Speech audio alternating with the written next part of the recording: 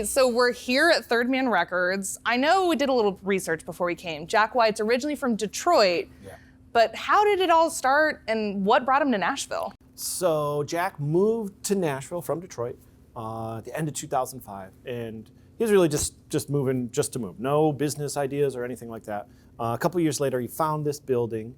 Originally just wanted to store his musical gear in it.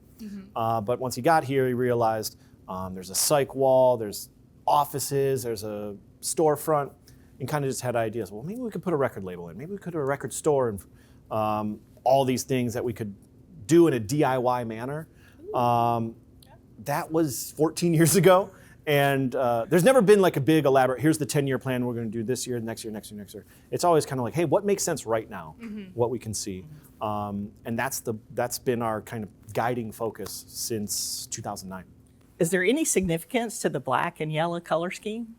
So the name Third Man Records is a throwback to when Jack White was coming up in Detroit before he was a professional musician, before he could make his living exclusively as a musician. He was an upholsterer.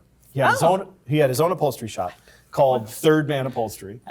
And he started the shop, I think, when he was about 21, 22 years old. Everything in the shop was yellow and black.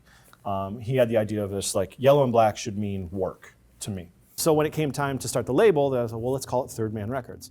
It seems like preservation is a really big forefront for you all here at Third Man. You're preserving, recording live to record. You have all of this old technology that you're kind of making sure is preserved and maintained. So it's really cool to see how you guys are kind of keeping vinyl in that as well, because now we all are enjoying it. I know I'm gotten passed down records from grandparents and my parents that I get to enjoy and continue to, and I know other people are collecting in a major way.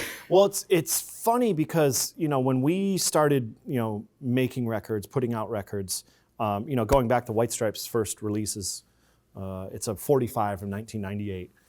No one in 1998 was saying vinyl's coming back. No one was saying vinyl was cool. It was kind of like, well, why are you doing that? And a lot of the answer was, well, it's cheaper than making a CD.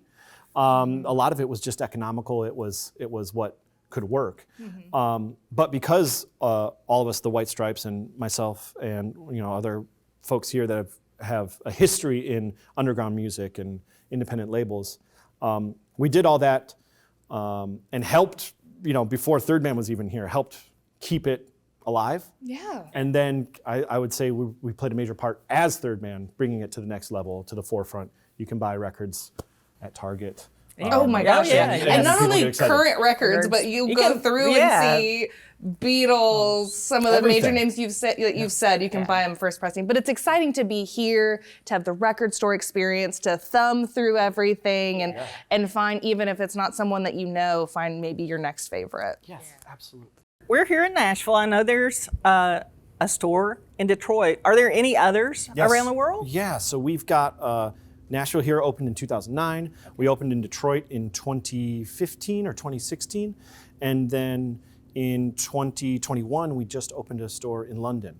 Oh, wow. We're going there next, right? Yeah.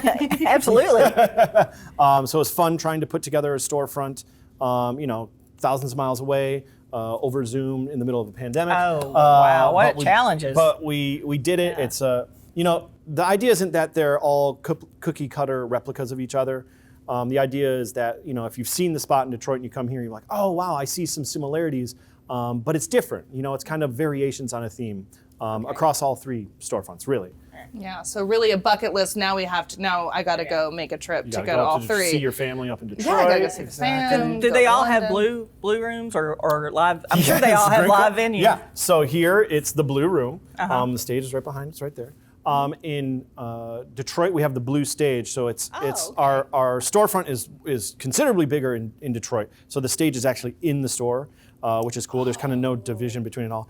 And then in London, I'm not sure if anyone's familiar with London real estate, but square footage is at a premium. So we have the Blue Basement there, that makes sense. Which seats maybe fits maybe 40 people in there. Wow. So very intimate, very tight, good low key, loud, good stuff. That's the good music. Yeah. But we've talked a lot about the store.